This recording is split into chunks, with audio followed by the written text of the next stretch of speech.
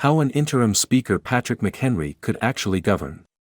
In the first nearly 10 months of their majority, Republicans have nominated 3 different people to serve as Speaker of the House, and not one of them currently holds the gavel. Jim Jordan's defeat at the hands of mainly centrists, following the demise of Steve Scalise and Kevin McCarthy at the hands of conservatives, cements the idea that there may be no person who can unify the Republican conference. In the absence of a speaker, the House of Representatives has gone dormant. No bills have come up for a vote. New pieces of legislation are not being sent to committee for consideration. And while the world is looking to the United States for decisive action, the prospects for electing a new speaker right now are bleak. House Republicans are left with a choice: continue their interminable ritual of self-sabotage and try to advance yet another nominee to be speaker, or shelve this debate and get to work without one. The second option is not a durable solution, but it is a path forward. The House has the ability to legislate, and it must take it. In the absence of an elected speaker, Patrick Mchenry of North Carolina has been acting as Speaker pro tempore, thanks to a 2003 House rule that requires each new speaker to draft a list of temporary successors in the event they are incapacitated. Mr. Mchenry was unfortunate enough to top Mr. McCarthy's list. House Republicans may not deserve a leader like Mr. Mchenry, but they're fortunate to have him. He is a serious person, widely respected for his honesty and intellect. Previously a member of the House leadership, he left that path to pursue a more policy-focused role leading the important Financial Services Committee. He has also resisted the worst impulses of the current House Republican Conference, for example, voting to certify the results of the 2020 election. The rule elevating Mr. Mchenry was a product of a post-9/11 House Working Group on the Continuity of Government, intended to ensure that the House could function in an emergency.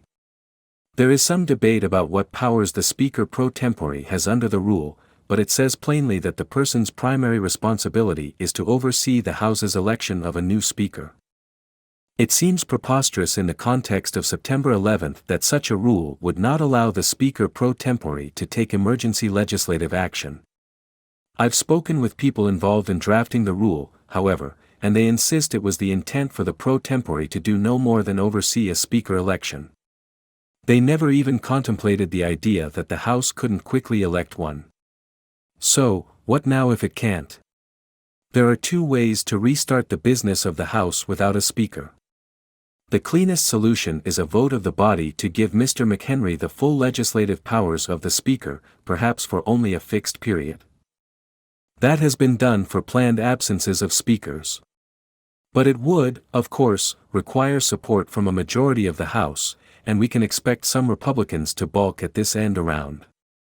There is growing talk of a bipartisan governing arrangement, with Democrats voting to empower Mr. Mchenry in exchange for rules favorable to the minority party. We should not place much stock in that. While the House has figuratively lit itself on fire, many Republican members would literally rather do so than allow Democrats to share control over the chamber. If Democrats are seeking something in exchange for their votes, they will instead have to have faith that Mr. Mchenry will act fairly and urgently to bring up legislation in support of Israel and Ukraine, as well as to fund our own government. Alternatively, if Republicans and Democrats can't bring themselves to formally vote to empower Mr. Mchenry, he may simply need to act on his own. In the absence of clear rules, the House operates on precedent. We are in an unprecedented situation. And the House's rules, functionally, are whatever a simple majority say they are. So far, Mr. Mchenry has operated under a narrow interpretation of his powers. But there is nothing stopping him from trying to use his authority to recognize members for motions to bring up legislation. For example, he could move to recognize a member who wishes to have a vote on a resolution condemning the Hamas terror attacks. This would be a first step toward resuming House business, even if it would not be without contention or controversy. Another member would likely challenge whether a vote on that hypothetical resolution was even allowed under House rules. If the parliamentarian were to advise that it was out of order, the House could vote to appeal and overrule that judgment. Mr. Mchenry would be daring members of the House to block consideration of policy that most seem to badly want to support, and if they were successful, it could break the seal on the ability to legislate under a temporary speaker. From there, as more complicated measures come up, some governing coalition would need to continue to provide the votes needed to allow the House to operate issue by issue.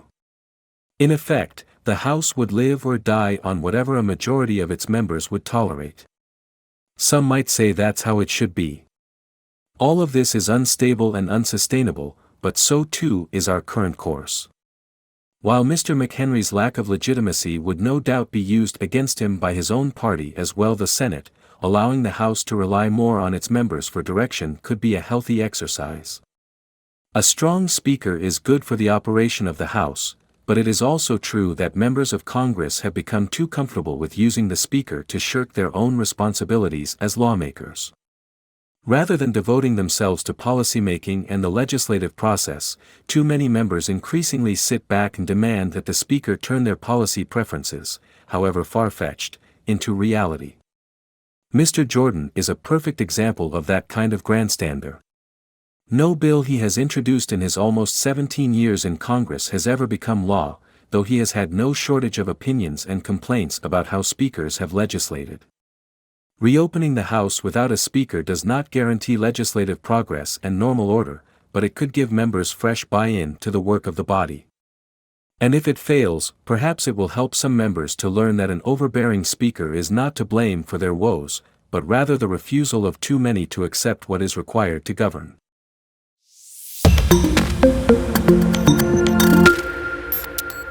How an interim speaker Patrick Mchenry could actually govern. In the first nearly 10 months of their majority, Republicans have nominated 3 different people to serve as Speaker of the House, and not one of them currently holds the gavel. Jim Jordan's defeat at the hands of mainly centrists, following the demise of Steve Scalise and Kevin McCarthy at the hands of conservatives, cements the idea that there may be no person who can unify the Republican conference. Empathy for Palestinians cannot mean sympathy for Hamas. A conversation I had last week with a progressive Jewish friend is, I think, representative of many discussions happening on the left. Most liberals are horrified and outraged over Hamas killings and kidnappings in southern Israel but also strongly support a Palestinian state and are deeply critical of Prime Minister Benjamin Netanyahu's government. My friend anguished over parts of the left. Yes, they are very vocal online but a tiny minority of a broader movement, that not only failed to condemn Hamas atrocities but in some cases justified terrorist acts against innocents, many of them left-wing Israelis in kibbutzim who long for peace based on justice for Palestinians and Israelis alike. For my friend, this moral failure signaled that anti-Semitism had embedded itself in the wing of politics with which she has long identified. To comment on this intra-left controversy risks distorting the political stakes, since there is a rare consensus in mainstream politics that Hamas terrorism was an act of sheer evil, as President Biden said in his powerful speech on Tuesday.